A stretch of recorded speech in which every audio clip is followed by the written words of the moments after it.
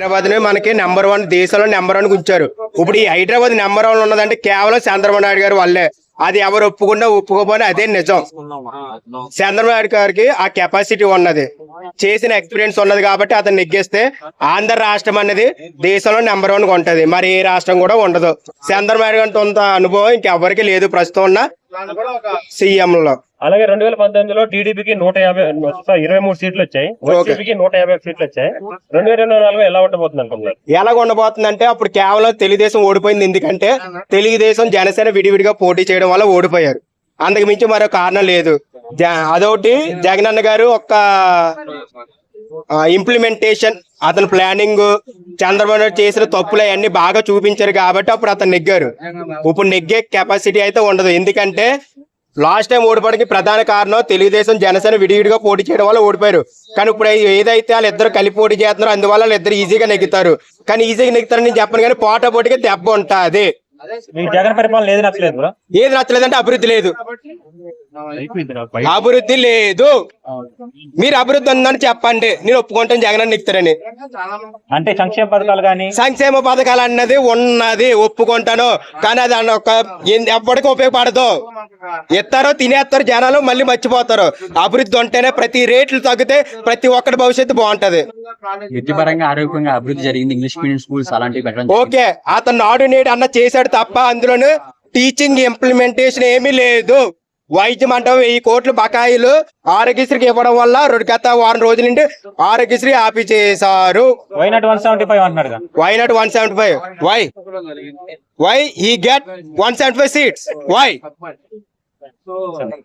he get 175? Tell me bro, why he get? Yeah, that's why he don't get. There is no development, there is no ruling. మరి అట్ట చెబుతున్నా జగన్మోహన్ రెడ్డి గారు why not 175 అతను చెప్తున్నాడు, ఎందుకంటే నేను సంక్షేమం ఇచ్చాను, నేను నెగ్గేస్తానని. జనాలకు కావాల్సిన సంక్షేమం ఒకటి కాదు, అభివృద్ధి ఉంటేనే ప్రతిదీ మన కాళ్ళ దగ్గర దిగి వస్తుంది. అభివృద్ధి కావాలి. ఇప్పుడు ఈ హైదరాబాద్ ఎందుకు టాప్ లో ఉంది? అభివృద్ధి చెందడం వల్ల. ఆంధ్రప్రదేశ్ ఎందుకు లేదు? అభివృద్ధి లేదు. ఓకే, ఇప్పుడు అప్పులు కుప్పలే కూర్చున్నాయి కదా, చంద్రబాబు నాయుడు గారు సెటిల్ అంటారా? సెటిల్ అవుతాయని నేను చెప్పలేను, కానీ ఆల్రెడీ అతను కూడా అప్పులు చేశాడు, ఇతను దాన్ని డబల్ చేశాడు అప్పుల్ని. అప్పులు తగ్గుతాయో లేదో నాకు తెలీదు, కానీ చంద్రబాబు నాయుడు వస్తే మాత్రం డెవలప్మెంట్ ఉంటది. చంద్రబాబు నాయుడు పవన్ కళ్యాణ్ పత్తులో వచ్చారు, వాళ్ళు భయపడుతున్నారు, అందుకే కలిసి వచ్చారు. నేనైతే సింగిల్ గానే వచ్చాను అంటున్నాను. జగన్ కలిసి వచ్చాడు, ఓకే నెగ్గుతారు, కానీ భయంతో మాత్రమే పత్తుతో వచ్చారు.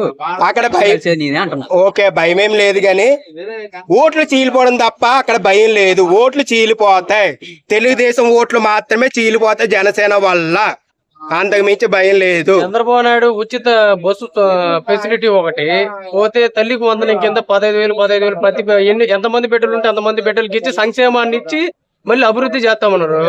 ఆల్రెడీ లోటు బడ్జెట్ లో పోయినప్పుడు అది ఇది ఎలా బ్యాలెన్స్ చేస్తారని ప్రజలు ఎలా నమ్ముతారు? చంద్రబాబు నాయుడు చేస్తే అది సాధ్యమేనంటారా?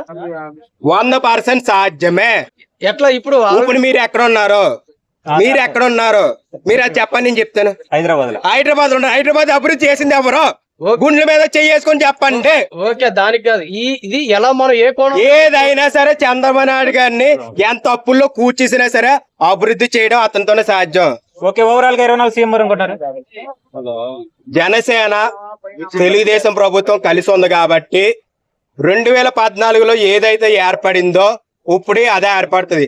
ఇంకోటి నా ధైర్యం ఏంటంటే, ఎప్పుడు పుష్కరాలు వచ్చినా సరే అప్పుడు చంద్రబాబు నాయుడు గారు ఉంటారు, ఇప్పుడు కూడా అతను ఉంటారని నా యొక్క ఆత్మవిశ్వాసం.